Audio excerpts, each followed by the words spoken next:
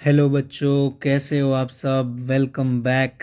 और आज हम करने जा रहे हैं टोटल प्रोबेबिलिटी। टोटल प्रोबेबिलिटी में हम क्या करेंगे बच्चों, हम देखेंगे कि ये टोटल प्रोबेबिलिटी पहले तो है क्या और ये आई ही क्यों। उससे पहले मैं आपको दो चीज़ें बता देता हूँ कि हम अभी तक क्या कर चुके हैं। हमने शुरू में किया था फर्स्ट डे इंट्रोडक्शन और फिर उसके साथ कंडीशनल प्रोबेबिलिटी।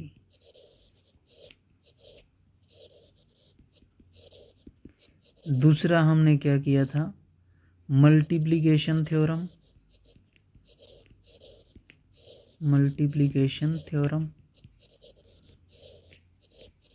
और तीसरा हमने किया था इंडिपेंडेंट इवेंट्स। मैं उम्मीद करता हूँ आप लोग अपना होमवर्क कंप्लीट कर चुके होंगे और अगर आपको कोई डाउट होगा तो आप मुझसे पूछ सकते हैं। आप मुझे क्वेश्चन भेज दीजिए, कमेंट कर सकते हैं और हम उसका सॉल्यूशन आपको भेज देंगे एक वीडियो के माध्यम से। शॉर्ट वीडियो बना देंगे आपकी प्रॉब्लम का और वो आपको मिल जाएगी। कंडीशनल प्रोबेबिलिटी, इसमें हमने क्या किया था बच्चों, एक कोई इवेंट है उसकी प्रोबेबिलिटी निकाल ली थी when another event has occurred, और उसका फॉर्मूला था E probability of E intersection F over में प्रोबेबिलिटी ऑफ एफ। इस तरीके से इसी से हमने मल्टीप्लिकेशन थ्योरम बनाई थी, यानी कि simultaneous occurrence of E and F. उसका फॉर्मूला क्या हो गया था, probability of F into probability of E when F has occurred. Independent events हमने क्या देखा था, when your intersection probability of intersection is equal to probability of E and probability of F, then the two events are said to be independent events. Means the occurrence of any event does not affect the probability of another event, so that we call them independent events. Clear है? Now today we will proceed for total probability. Okay, शुरू करते हैं total probability. उसका सबसे पहले concept build करते हैं कि ये है क्या, ये क्यों आया। तो बच्चों ये है क्या, पहले मैं आपको बताता हूँ। फॉर एग्ज़ाम्पल आपके पास बैग्स हैं, बैग्स ऐसे बैग B1 B2 ऐसे B3, 3 बैग ले रहा हूँ मैं, और भी आप ले सकते हो। तो इन 3 बैग्स को, इसमें मान लो बॉल्स रखी हुई हैं, इसमें 2 वाइट बॉल हैं, 3 रेड हैं, इसमें 3 वाइट हैं, 4 रेड हैं, इसमें 5 वाइट हैं और 5 रेड हैं। आप अपने हिसाब से ले सकते हैं। अब ये इस प्रोबेबिलिटी में, टोटल प्रोबेबिलिटी में क्या होगा, सबसे पहले इन बैग्स को सेलेक्ट किया जाएगा। तो एक इवेंट तो वो हो गई कि आपको बैग ही सिलेक्ट करना है। बैग सिलेक्ट करने के बाद फिर एक इवेंट की जाएगी। मान लो इनमें से आपने एक बैग सिलेक्ट कर लिया, अब हो सकता है B1 आ जाए, हो सकता है B2 आ जाए और हो सकता है B3 आ जाए। तो जैसे हमारा एक सैम्पल स्पेस बना लूँ मैं, उसमें क्या था, ये 3 तरह के बैग थे। एक B1 था, एक B2 था और एक B3 था। तीनों अलग अलग थे, उनमें कुछ कॉमन नहीं था, तीनों अलग अलग प्लेस पे रखे हुए थे। तो ये सैम्पल स्पेस है आपका, B1 B2 B3 हो गया हमारे पास सैम्पल स्पेस में। ओके, उसके बाद हमने क्या कहा, जब इनमें से बैग सेलेक्ट हो गया, यहाँ कोई भी एक B सेलेक्ट हो गया, तो उसके बाद आपने इस बैग में से, इसमें वाइट और रेड कलर की बॉल्स आएंगी जो भी सिलेक्ट होगा, तो उसमें से लास्ट में एक इवेंट कर दी, उसका नाम रख दिया A, कि वाइट बॉल आ गई, वाइट बॉल आ गई। अब कहता है वाइट बॉल की प्रोबेबिलिटी बताओ आप मुझे। तो आप क्या करेंगे, आपने देखा कि वाइट बॉल की प्रोबेबिलिटी तो निकालनी है, लेकिन हमें तो नहीं पता कि ये बैग कौन सा आया होगा। हो सकता है B1 आया हो सकता है B2 आया हो सकता है B3 आया हो। तो ये जो A है ये निकलेगा, ये सारे केसेस को इंक्लूड करेगा, B1 को भी, B2 को भी, B3 को भी। तो इस A इवेंट को हम ऐसे शो कर सकते हैं, यहाँ पे ये जो A है ये सबको कवर करेगा। और इस A की प्रोबेबिलिटी हम ऐसे निकालेंगे कि जब B1 हो चुका है, या जब B2 हो चुका है, और या जब B3 हो चुका है। अब एक ही प्रोबेबिलिटी 3 केस में निकलेगी और उन तीनों को ऐड कर देंगे। ऐड करेंगे तो टोटल हो जाएगा और उस प्रोबेबिलिटी को टोटल प्रोबेबिलिटी बोल देंगे। आई थिंक थोड़ा थोड़ा क्लियर होगा आपको। सॉरी, थोड़ा थोड़ा भी क्लियर होगा तो जैसे ही अभी हम क्वेश्चन करेंगे ना, आपको पूरा क्लियर हो जाएगा। चलिए प्रोसीड करते हैं हम आगे। अच्छा, एक चीज़ और बच्चों, यहाँ पे ये जो B1, B2, B3 हैं, आप ध्यान से देखो, इनमें कुछ भी कॉमन नहीं है, और जिनमें कुछ भी कॉमन नहीं होता उन इवेंट्स को बोलते हैं डिसजॉइंट। अब वो सेट की फॉर्म में तो डिसजॉइंट सेट बोलते थे आप, या उनको म्यूचुअली एक्सक्लूसिव इवेंट्स भी बोलते हैं। एक्सक्लूसिव, इट मीन्स क्या है, म्यूचुअली एक्सक्लूसिव मतलब कुछ भी कॉमन नहीं है, एक दूसरे से जुदा जुदा, एक दूसरे से अलग अलग। और एक चीज़ आप ध्यान से देखो, इन B1, B2, B3 का यूनियन कर दो, B1, B2, B3 का यूनियन कर दो, तो देखो क्या बन जाएगा, आपका पूरा S बन जाएगा ना। क्लियर। तो ऐसी इवेंट्स ही चाहिए हमें जिसमें क्या हो, आपकी इवेंट्स जो B1, B2, B3 हैं, ये एक तो म्यूचुअली एक्सक्लूसिव होनी चाहिए और इनका यूनियन करने से आपका सैंपल स्पेस बनना चाहिए। क्लियर है। और जब यूनियन करने से सैंपल स्पेस बन जाता है तो उन इवेंट्स को बोलते हैं एग्जॉस्टिव इवेंट्स। एग्जॉस्टिव मीन्स वो अगर मिल जाएं तो आपका सैंपल स्पेस बना देंगी। आई थिंक ये क्लियर है। जब आप एनसीईआरटी की बुक भी पढ़ते हैं तो पहले आपको यही डेफिनेशन बताई जाती है। जब हम एनसीईआरटी में पढ़ते हैं तो हमें ये डेफिनेशन कराई जाती है कि एक सैंपल स्पेस है आपके पास, उसका पार्टीशन कैसे होगा।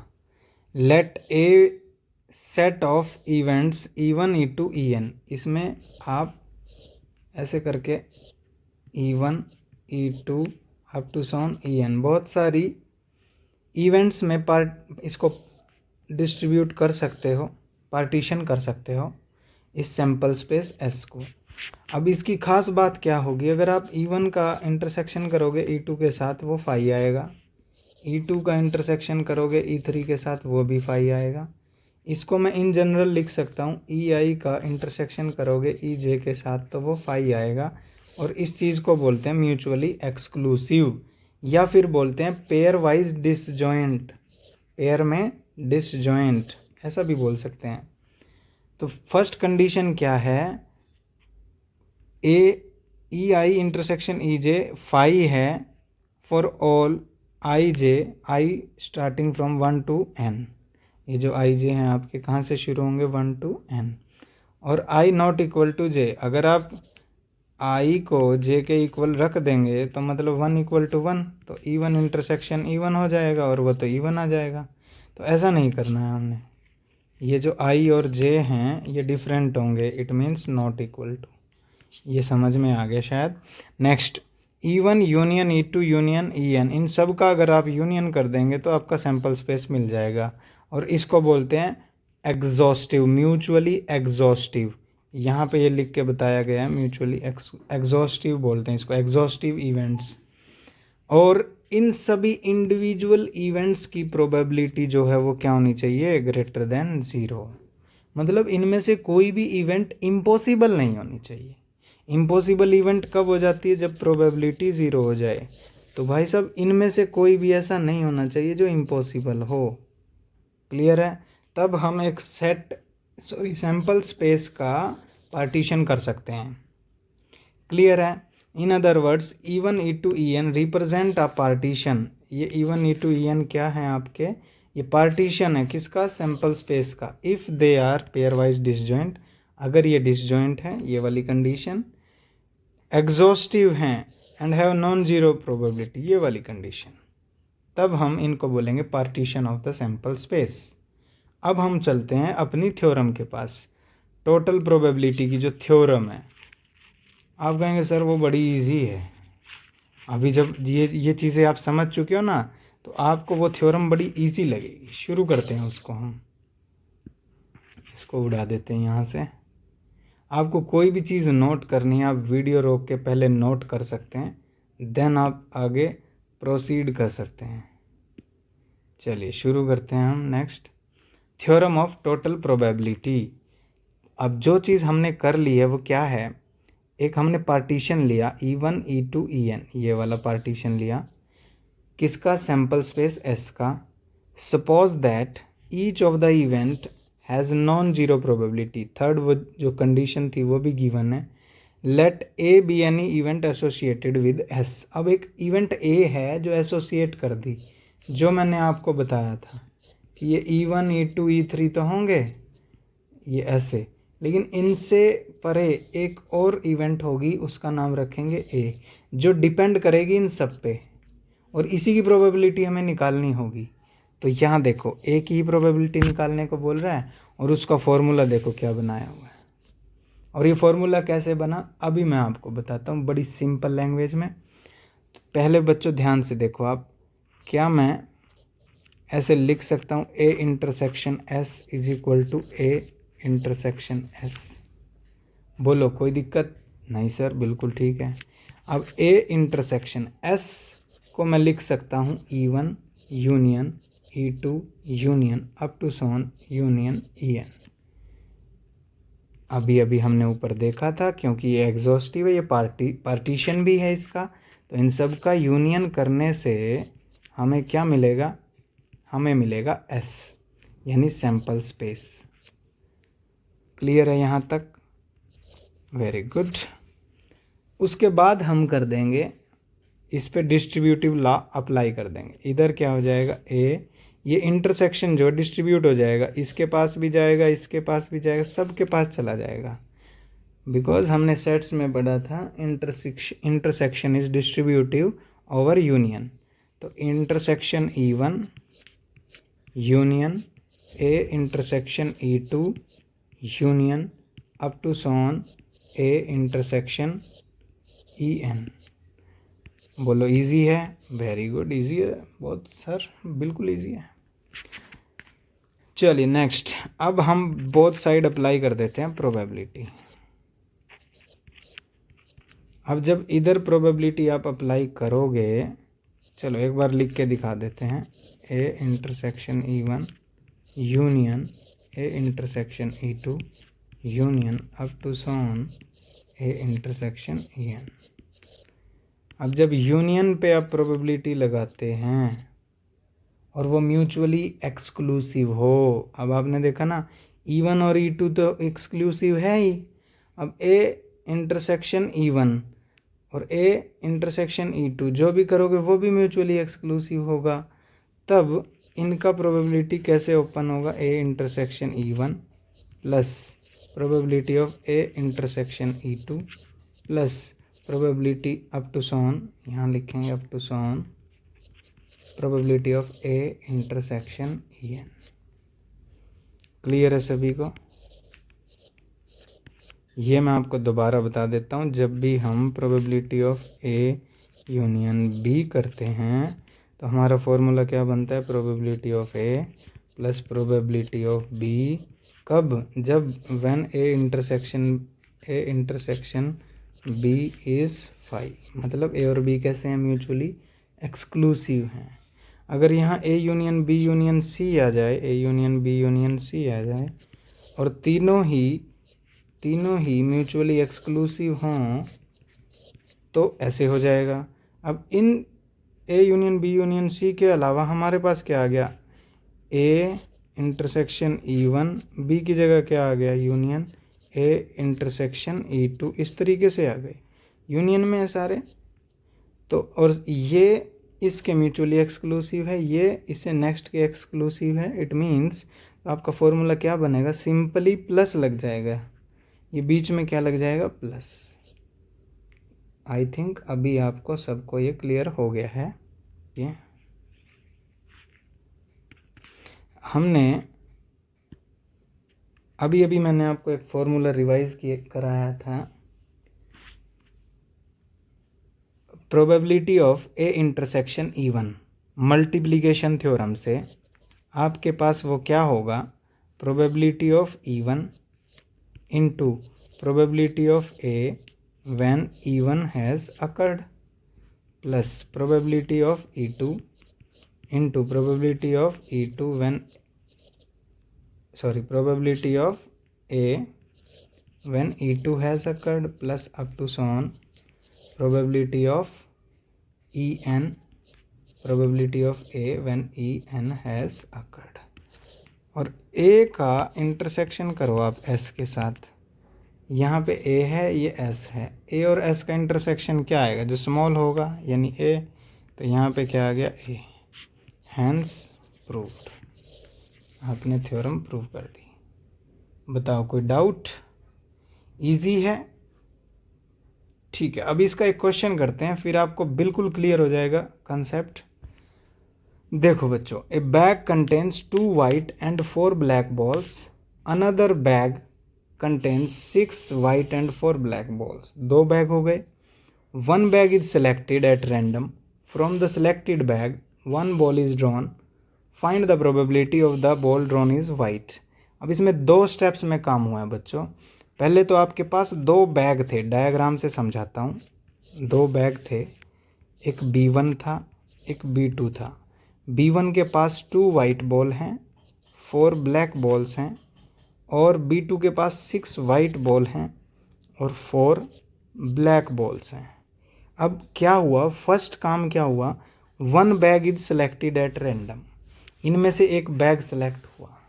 और जब भी बैग सेलेक्ट होगा बच्चों, हो सकता है वो B1 बैग सेलेक्ट हो गया हो सकता है B2 बैग सेलेक्ट हो गया हो, हमें नहीं मालूम, ठीक है। तो उसके बाद क्या होगा, फ्रॉम द सिलेक्टेड बैग, जो बैग सेलेक्ट हो गया, मान लो B1 सेलेक्ट हो गया, या इधर कहें तो B2 सेलेक्ट हो गया, दोनों में से कोई भी हो गया। 1 बॉल इज ड्रॉन, इस बॉल में, इस बैग में से या इस बैग में से एक बॉल ड्रॉन होगी लास्ट में। बताना उसकी प्रोबेबिलिटी कि वो कैसी है, वाइट है। वाइट होने की प्रोबेबिलिटी बतानी है हमें। ओके, तो प्यारे बच्चों, इस इवेंट को हम मान लेते हैं कि white ball drawn, white ball drawn, ठीक है। अच्छा, अब इधर से अगर एक इवेंट ले लो आप, इसको B1 ही ले लो बेशक, B1 का मतलब क्या है, बैग 1 सेलेक्टेड, और इधर से क्या है, बैग 2 सेलेक्टेड। अच्छा, प्रोबेबिलिटी बताओ मुझे B1 की। 2 बैग हैं, 2 में से एक सेलेक्ट हुआ है, तो इसकी सेलेक्ट होने की प्रोबेबिलिटी। 2 बैग हैं बच्चों, एक सेलेक्ट हुआ है तो 1/2, जैसे हेड और टेल होता है, इसकी भी 1/2।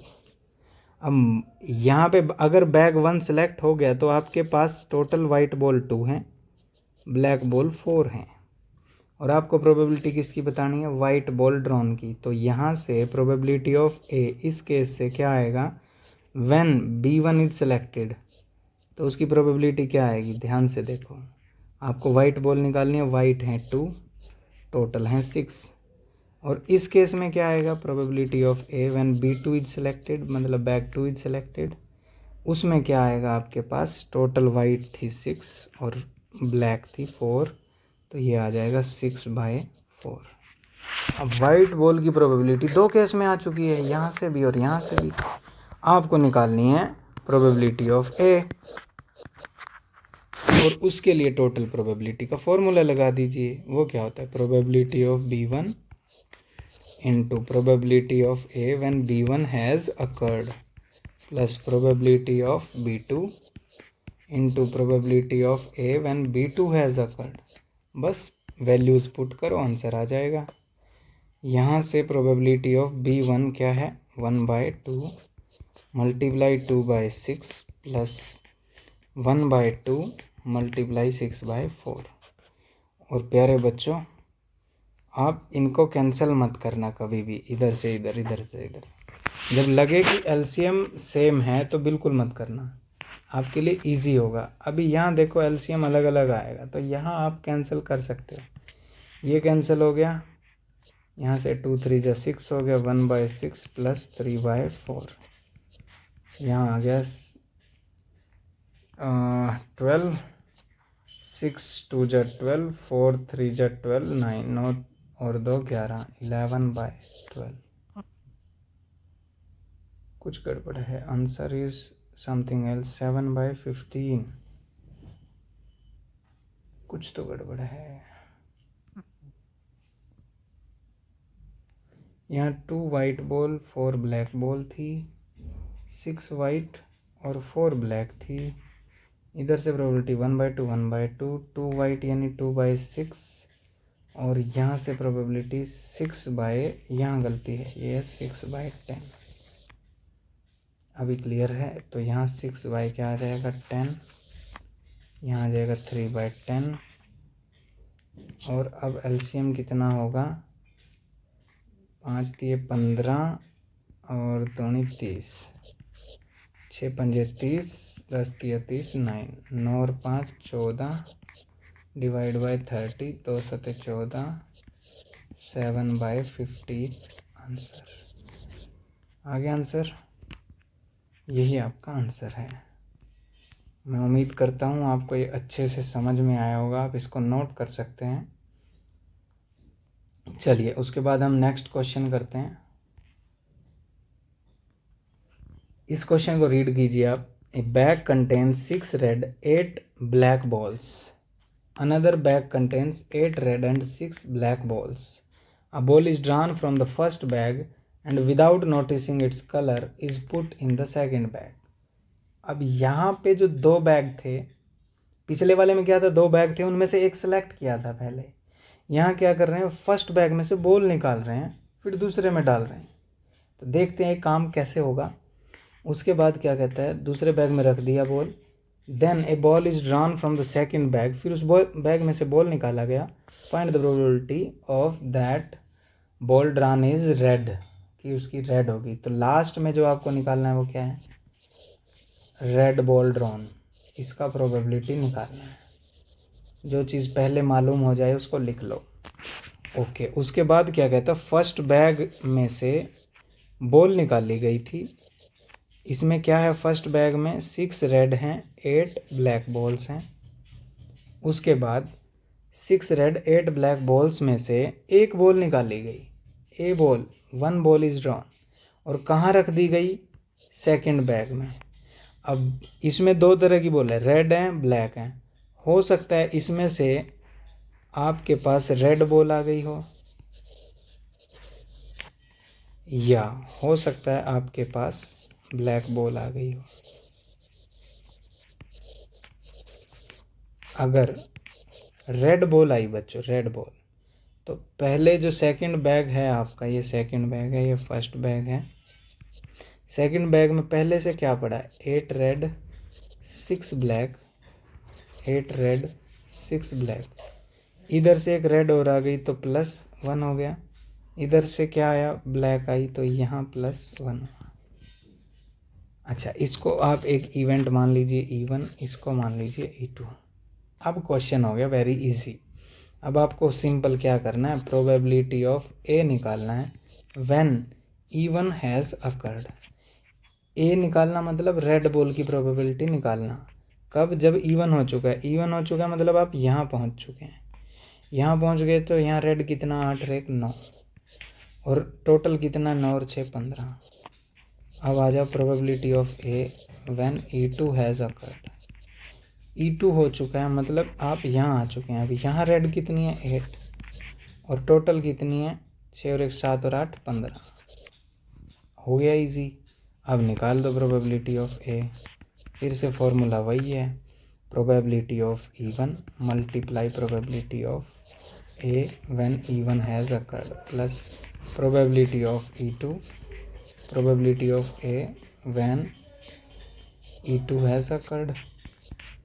E1 की प्रोबेबिलिटी क्या है बच्चों, इधर निकाल लो E1 का प्रोबेबिलिटी।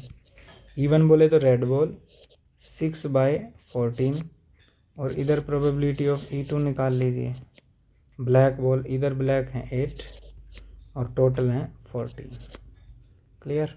तो 6/14 मल्टीप्लाई A/E1 यानी 9/15 प्लस 8/14 और यहाँ आया 8/15। अब कैंसिल मत करना किसी को भी, एलसीएम डायरेक्ट ले लो। 14 × 15 एलसीएम आ गया। ऊपर क्या बना 6 × 9, 9 6 54 प्लस 64 ऐड करके कितना आया 8, 6 और 5 11 डिवाइड में ये है आपके पास, कैंसिल हो जाएगा। 2 पंजे 10, 1 2 में 18, 59 डिवाइड बाय 105। आंसर चेक करते हैं, आंसर ये 59/105। उम्मीद करता हूँ समझ में आया होगा। रिपीट कर देता हूँ एक बार। एक बैग था, उसमें से एक बॉल निकाली, हमें नहीं पता वो रेड भी आ सकती है ब्लैक भी आ सकती है। दूसरे बैग में डाल दी जिसमें पहले से 8 रेड और 6 ब्लैक थी। अब रेड आई तो 1 प्लस रेड में हो गया, इधर से ब्लैक आई तो 1 प्लस ब्लैक में हो गया। प्रोबेबिलिटी निकालनी है रेड बॉल की, ए यानी red ball when even has occurred, यानी इवन क्या है, रेड बॉल एक्स्ट्रा आ गई, 8 और 1 9 हो गई, यानी 9/15 प्रोबेबिलिटी। इधर रेड बॉल की प्रोबेबिलिटी, यहाँ रेड 8 ही है तो 8/15। क्लियर। उसके बाद टोटल प्रोबेबिलिटी का फॉर्मूला लगा दीजिए, ख़त्म। आई होप आप सभी को समझ में आ गया। नेक्स्ट क्वेश्चन हम प्रैक्टिस करते हैं। उसके बाद क्या कहता है, एक अर्न है जिसमें 10 वाइट और 3 ब्लैक बॉल्स हैं, while another earn contains 3 white 5 black balls. यहाँ भी 2 अर्न हैं या 2 बैग लगा सकते हैं आप। अब 2 बॉल निकाली गई हैं, 2 balls are drawn from the first urn, और पुट कहाँ कर दी, सेकंड अर्न में। क्वेश्चन तो वैसा ही है, लेकिन बॉल कितनी निकाली गई हैं, 2। अब जब 2 बॉल निकाली जाएं, एक से ज़्यादा बॉल निकाली जाएं, तो बच्चों तब लगता है कॉम्बिनेशन। 11th क्लास में आपने कॉम्बिनेशन पढ़ा था, बता देता हूँ थोड़ा सा। जैसे एक बैग है, उसमें 8 वाइट बॉल हैं, 2 रेड बॉल हैं, और आपको कहा जाए 2 वाइट बॉल निकालनी है हमने, 2 वाइट बॉल, ये ई है, तो इसकी प्रोबेबिलिटी बताओ क्या होगी। तो हो सकता है वो 2 वाइट बॉल पहले वाली निकल जाएं, हो सकता है दूसरी और तीसरी निकल जाए, तो कॉम्बिनेशन होंगे ना। तो कॉम्बिनेशन कितने बनेंगे, कॉम्बिनेशन आपको बनाने आते हैं। टोटल 8 है, C2, 8 में से 2 वाइट निकाल ली। अच्छा, टोटल कॉम्बिनेशन 8 और 2 10, टोटल बॉल है 10 डिवाइड बाई 2। इस तरीके से निकालते हैं हम, ये चीज़ यूज़ होगी उसमें। अच्छा, अगर ऐसे बोल देता कि 1 वाइट एंड 1 रेड, तब क्या करते, प्रोबेबिलिटी कैसे निकालते, तब 8 में से कॉम्बिनेशन बनाते 1 का, और रेड में से भी। अब 8 एक निकली है वाइट बॉल और एक निकलेगी red, 1 white and 1 red, and होगा तो मल्टीप्लाई, और 2C1, और टोटल फिर से कितने हैं 10, और बॉल कितनी निकली हैं 2। तो इस तरीके से हम प्रोसीड करते हैं। चलिए अब हम शुरू करते हैं अपना ये वाला क्वेश्चन। हमारे पास फिर से एक बैग है,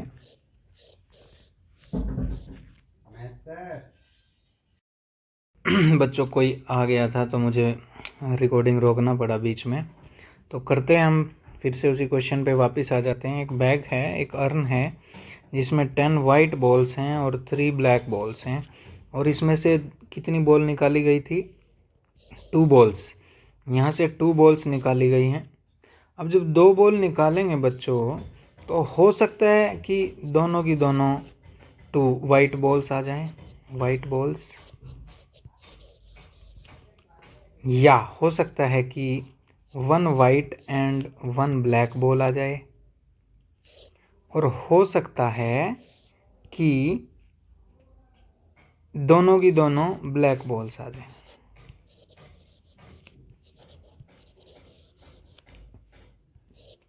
आपको केसेस समझ में आ गए तीनों, बिल्कुल ठीक है। आगे है आपके पास सेकंड नंबर का अर्न रखा हुआ, किसी भी रास्ते से जाएंगे आपको आगे मिलेगा वो, और उसमें पहले से 3 वाइट बॉल और 5 ब्लैक बॉल्स पड़ी हैं।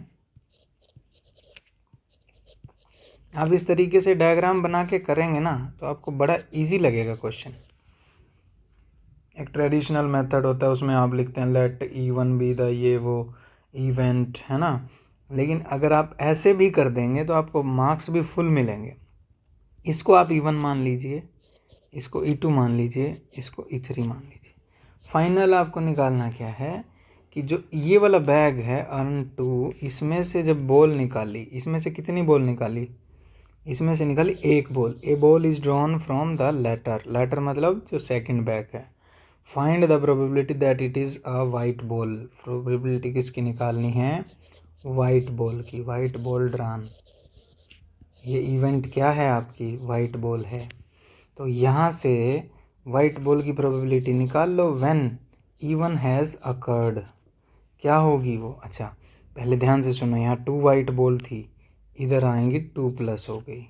एक वाइट और एक ब्लैक आया तो एक और एक, दोनों ब्लैक आ गई तो ब्लैक में 2 ऐड हो जाएंगी। अब इधर से probability of A when E2 has occurred, ये भी निकालनी है हमें।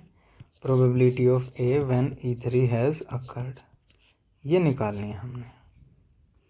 और इधर से प्रोबेबिलिटी ऑफ E1 निकालना इजी है, बता दो आप क्या होगा।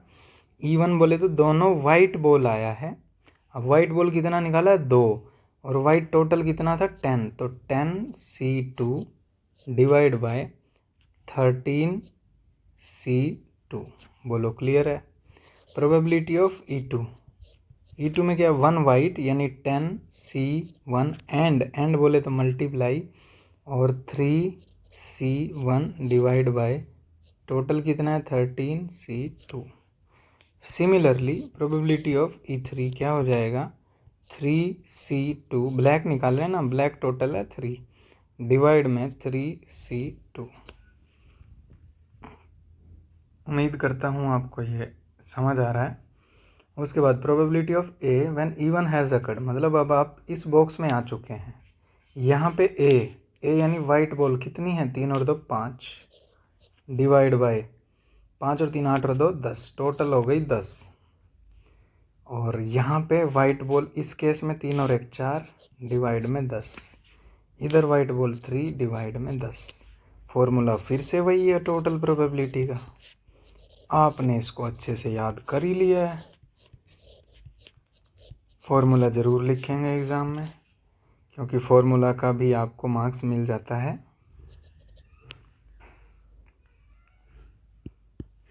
यहाँ पे हम E1 लिखेंगे, E1 probability of E2 into probability of A when E2 has occurred. अब 3 इवेंट हैं तो भाई 3 तक ही जाना पड़ेगा, when E3 has occurred. Next values put करना है और कुछ नहीं। 10C2 divide by 13C2 multiply, यहाँ क्या है 5/10। क्लियर। उसके बाद प्लस E2 की प्रोबेबिलिटी क्या है, 10C1 3C1 divide by 13C2 multiply A when E2 has occurred 4/10 plus इधर क्या है 3C2 13C2 मल्टीप्लाई 3/10। बस अब सॉल्व करना है भाई साहब। नीचे देखो एलसीएम सेम है सबका, एलसीएम सेम है और कितना है 13C2। अब 13C2 को सॉल्व करने का मैंने आपको मेथड सिखाया था। 13 को 2 टाइम्स ओपन कर दो, 13 इंटू 12 डिवाइड में 2 का फैक्टोरियल यानी 2 इंटू 1 और साथ में क्या है 10। एलसीएम सबका सेम है, सॉल्व हो गया। 10C2 इसको सॉल्व करेंगे 10 into 9 divide by 2 into 1 into में 5 प्लस 10C1 ये तो 10 ही आएगा, 3C1 3 ही आएगा, 4 ही है, 3C2 3 इंटू में 2 डिवाइड में 2 इंटू में 1 मल्टीप्लाई 3। अब बस सॉल्व करना है आपको। यहाँ से 2 पंजे 10, कुछ हो रहा है 5 पंजे 25 नीमा 225 प्लस 4 3 12 दया 120 प्लस 2 कैंसिल हो गया 3 3 9। डिवाइड में क्या आ रहा है आपके पास 2 6 12 और ये इसको ऐसे लिख लो 13 इंटू 6 इंटू 10। कुछ कैंसिल होगा तो इजी होगा हमारे लिए।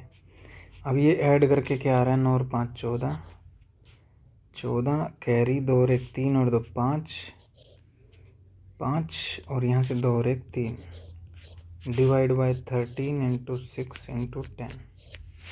अब ये किस पे कैंसिल हो रहा है? 4 3 7 और 5 12, 3 पे भी हो रहा है, 3 एकम 3 3 एकम 3 3 अठे 24 3 दूनी 6, फिर 2 पंजे 10 2 में 18, यानी कि 59 डिवाइड बाय 130। आंसर क्या है? यही है भाई साहब, बिल्कुल ठीक हो गया। उम्मीद करता हूँ ये भी आपको समझ में आया होगा। अब ये क्वेश्चन है आपका होमवर्क, इसको आप खुद ट्राई करेंगे, नहीं होगा तो मुझे बोल देना कि सर ये एग्जांपल करा दीजिए, मैं करा दूँगा। इसका हिंट दे देता हूँ। हिंट क्या है? देयर आर 2 बैग्स, जैसे यहाँ पे 2 बैग थे, यहाँ भी 2 बैग है। फर्स्ट बैग में 5 वाइट 3 ब्लैक बॉल है, सेकंड में है 3 white and 5 black. 2 balls are drawn at random from first bag and are put into the second bag। अब फर्स्ट में से 2 बॉल निकाली, यहाँ से कितनी बॉल निकाली? 2, यानी 3 केस बने। सेकंड में भी कितनी बॉल निकाली गई? सेकंड में से भी 2 बॉल निकाली गई, 2 2। अच्छा, प्रोबेबिलिटी किसकी निकालनी है? Find the probability that the balls drawn are white and black, 1 white and 1 black. तो यहाँ पर जब आपके पास टोटल बॉल्स हो जाएंगी, एक एग्जांपल दे देता हूँ, बाकी खुद करना आप। फर्स्ट बैग में आपके पास 5 वाइट हैं 3 ब्लैक हैं। पहला केस बनेगा, आपने 2 बॉल निकाली, दोनों की दोनों वाइट गई। सेकंड बैग में 3 वाइट हैं और 5 ब्लैक हैं। अब यहाँ से 2 वाइट आई है तो इधर 2 प्लस हो गया, यानी 5 3 और 2 5 वाइट हो गई और 5 ब्लैक हो गई। और आपको निकालना क्या है? Probability of A when even has occurred. Ball कितनी निकालनी है? 2, यानी अब इसमें से 2 बॉल निकालनी है। अब 2 यानी कि 1 वाइट है और 1 ब्लैक है। वाइट कितनी है? 5, और निकाली कितनी? 1। ब्लैक कितनी है? 5, निकाली कितनी? 1। डिवाइड में टोटल 5 और 3 8 और 2 10 10, और निकाली टोटल कितनी? 2। तो ये हो गया एक केस। ऐसे आप ये भी करेंगे, ये भी करेंगे, उनको ऐड कर देंगे, मल्टीप्लाई करके काम खत्म। चलिए नेक्स्ट क्वेश्चन देखते हैं।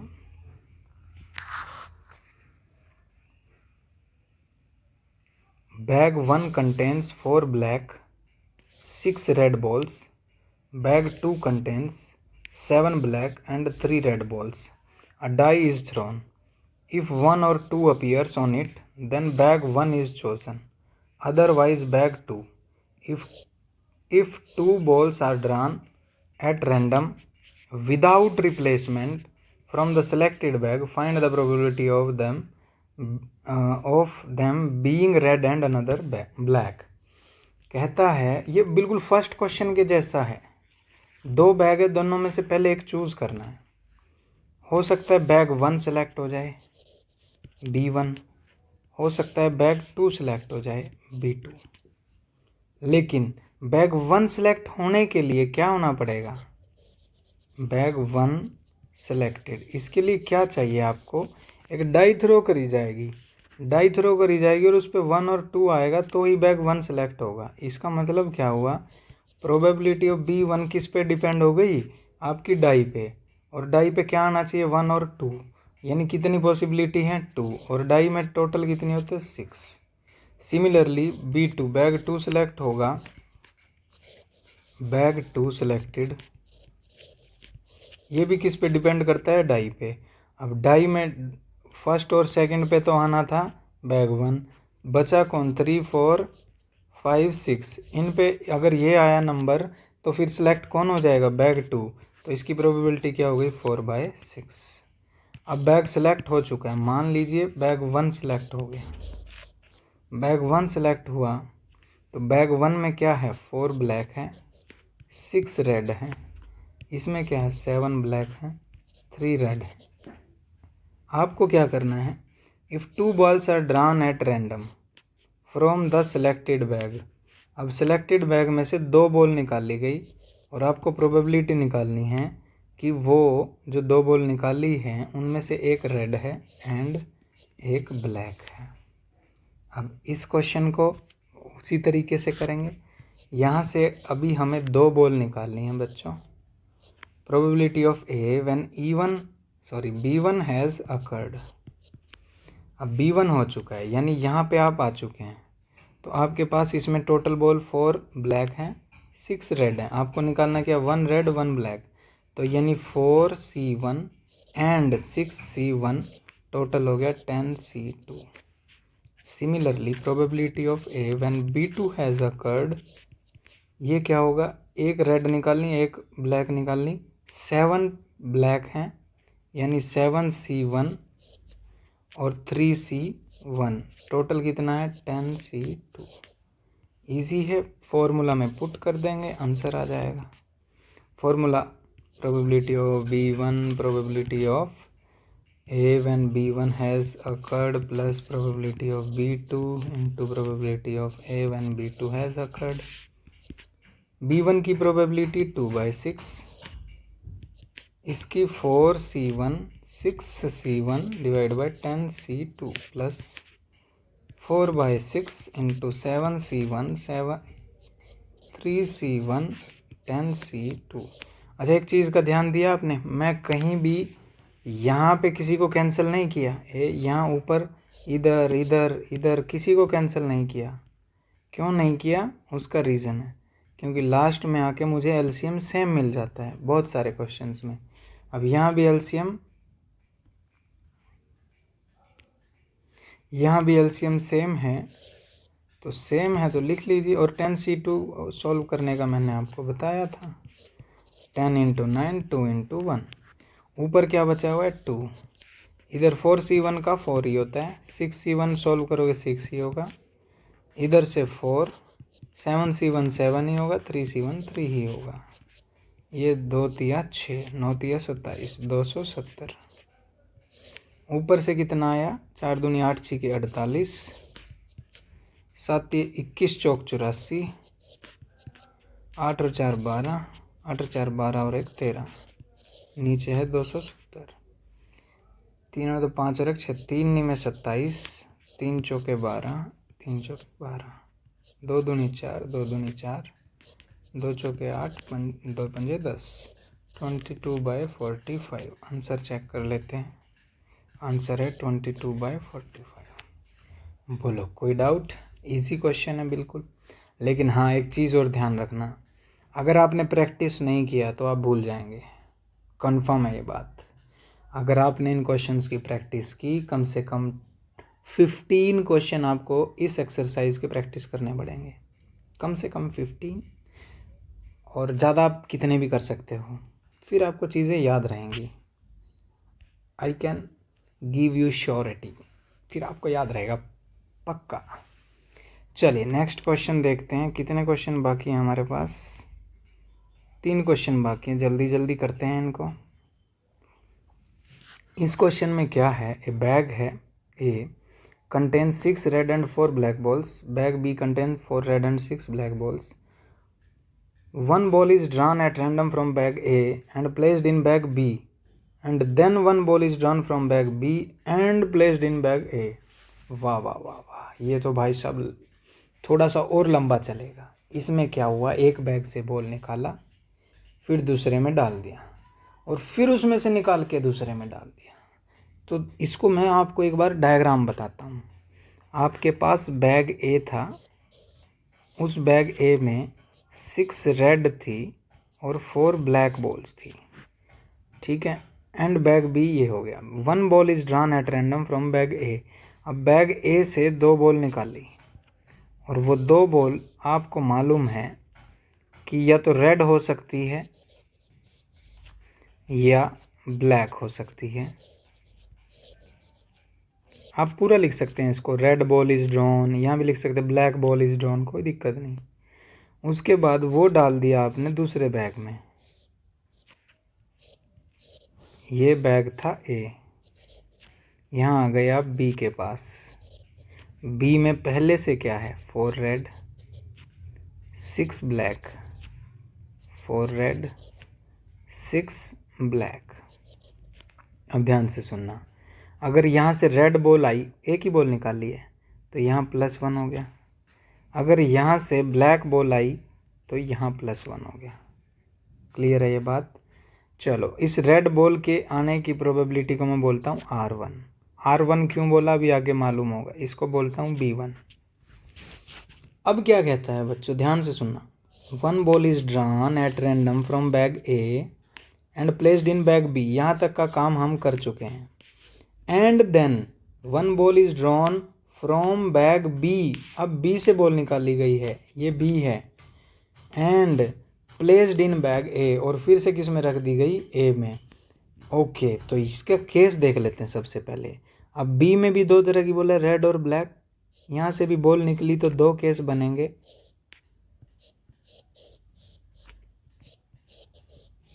और फिर से किस में रख दी गई, वो A बैग में रख दी गई।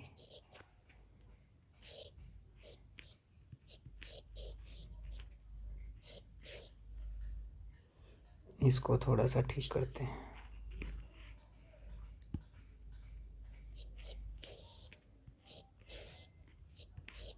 अच्छा अब ध्यान से सुनना मेरी बात। ए बैग में पहले 6 रेड थी, 4 ब्लैक थी। एक रेड बॉल निकली तो वो यहाँ पहुँच गई। तो रेड बॉल कितनी बची ए में, 5। तो यहाँ आपके पास 5 रेड बॉल बची हैं और 4 ब्लैक बॉल बची हुई हैं। ये बैग यहाँ था, इसको उठा के फिर हमने यहाँ रख लिया।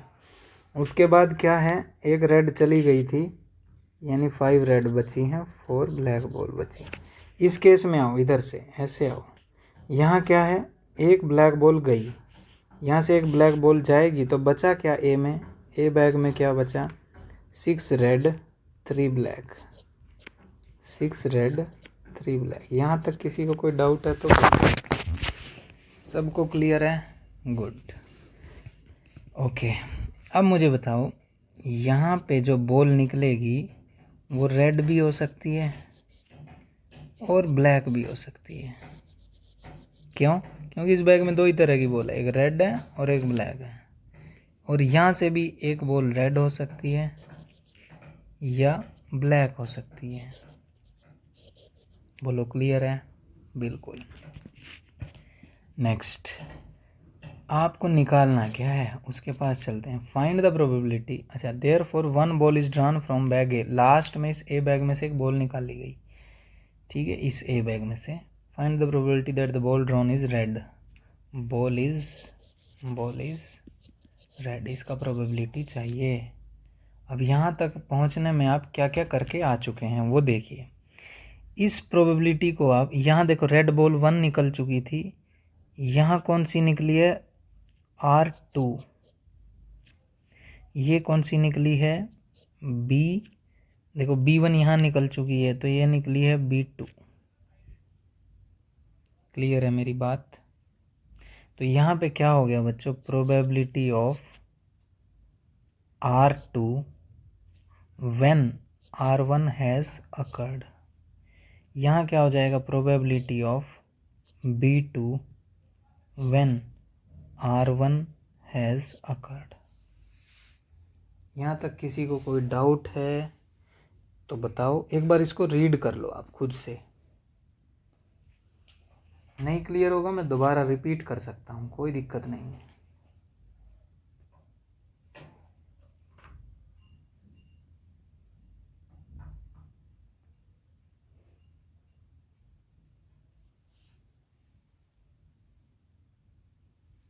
चलो क्लियर है, शुरू करें आगे।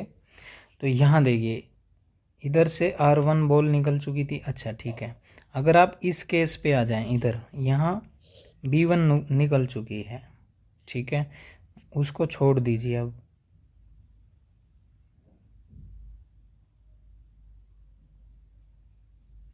यहाँ रेड बॉल निकली कब, जब B1 हैज़ अकर्ड।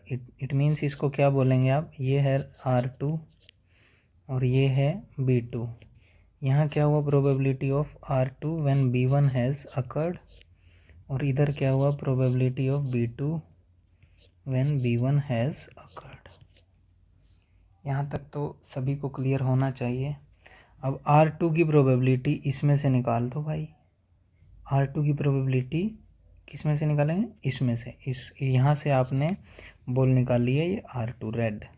यहाँ रेड कितनी है, 4 और 1 5, 5, टोटल कितनी है 11, तो 5/11। यहाँ आ जाओ, अगर इसमें से ब्लैक निकलती, ब्लैक कितनी है 6, 6/11। ओके, इधर आ जाओ, अब रेड निकली है, रेड मतलब 4, टोटल है 11, और इधर ब्लैक निकली तो 6 और 1 7, 7/11। आई थिंक ये सभी को क्लियर है। अब निकालना है probability of A when R1, ये R1 and R2 has occurred, R1 R2 has occurred, और ये क्या आएगी यहाँ से। अब आपने एक रेड बॉल ऐड कर दी यहाँ पे, रेड तो +1 हो गया, यहाँ क्या ऐड किया ब्लैक तो +1 यहाँ हो गया, इधर रेड ऐड किया तो +1 यहाँ हो गया, इधर ब्लैक ऐड किया तो +1 इधर हो गया। अब रेड बॉल की प्रोबेबिलिटी निकालनी है, रेड कितनी है 6, 5 4 9 और 1 10।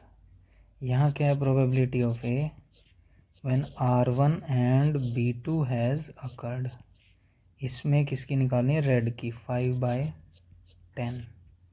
Probability of A when B1 and R2 has occurred, clear है, B1 and R2 has occurred.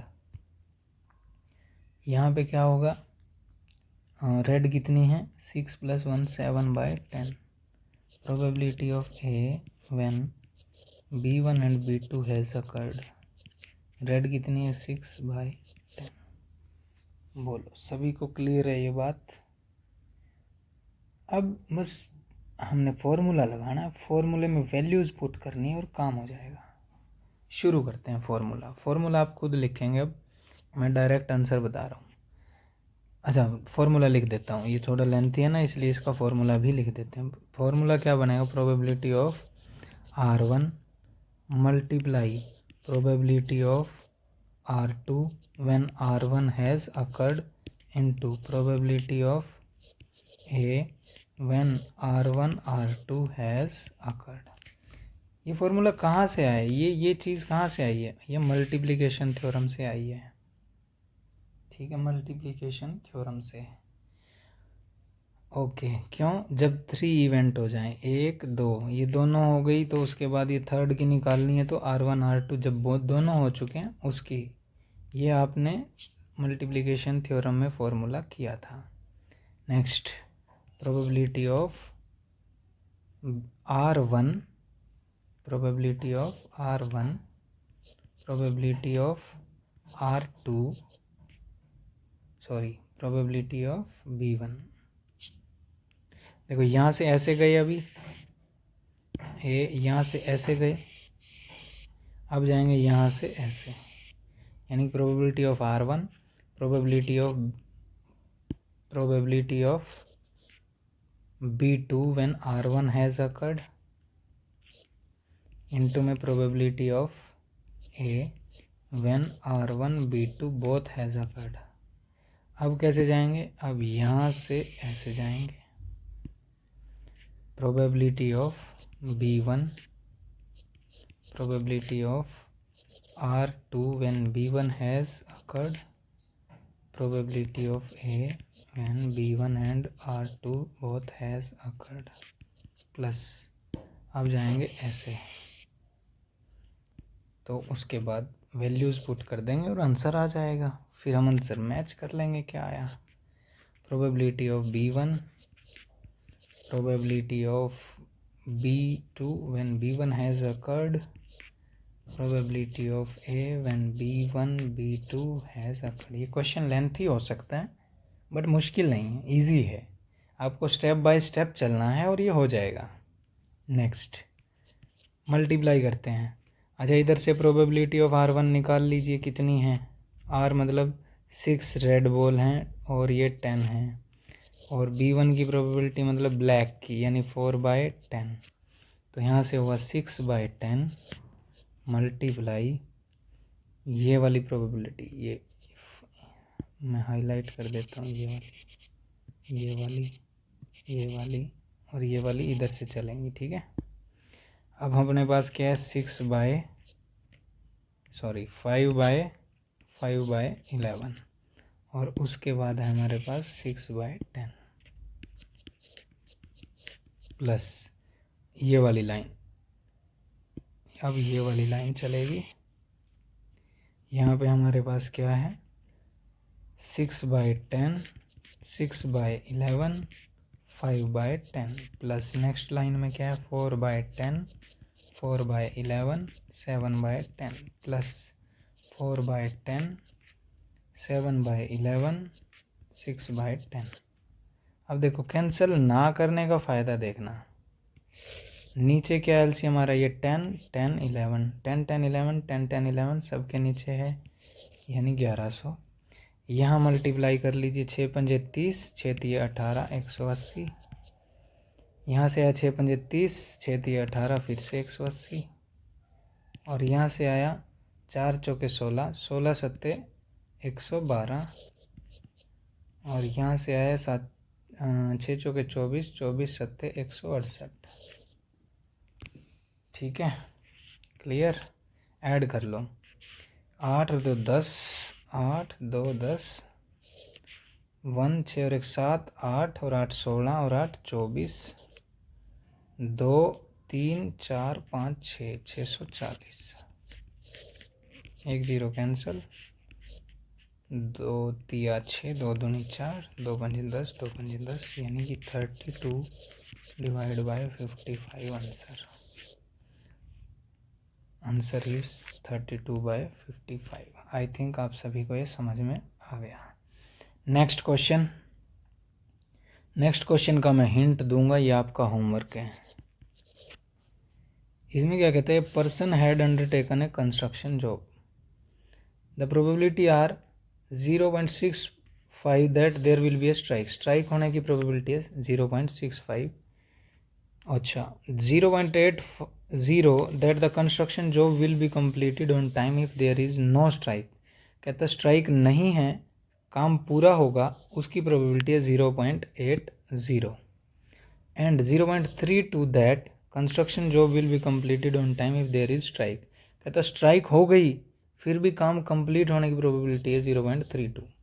Determine the probability that construction job will be completed on time.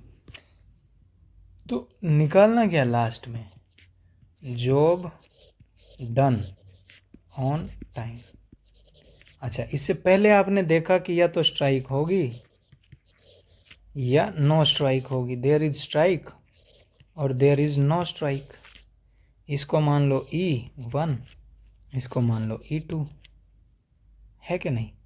अच्छा स्ट्राइक होने की प्रोबेबिलिटी गिवन है 65, 0.65 that there will be strike.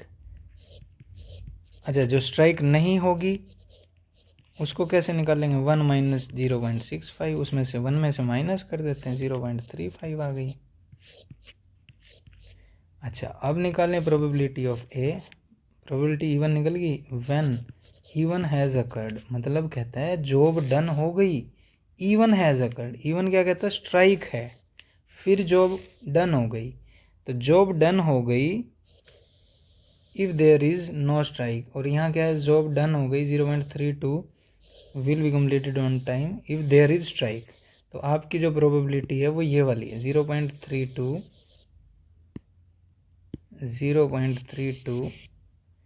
Construction job will be completed on time if there is strike. देखो job done, there is strike, तो वो probability कितनी है 0.32।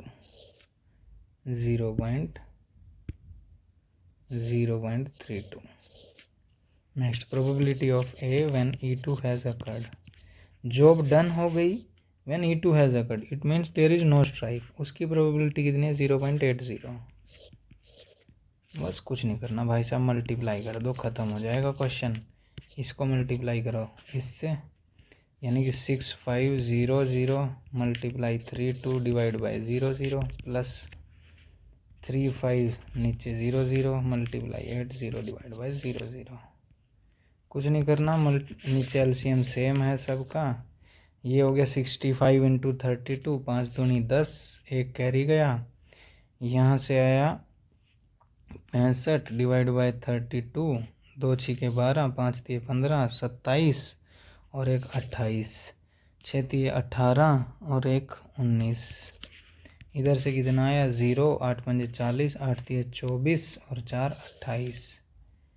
ये हुआ आपका ऐड करके 0 8 9 8 17, ये 8 आ गया 17 3 और 4। हाँ जी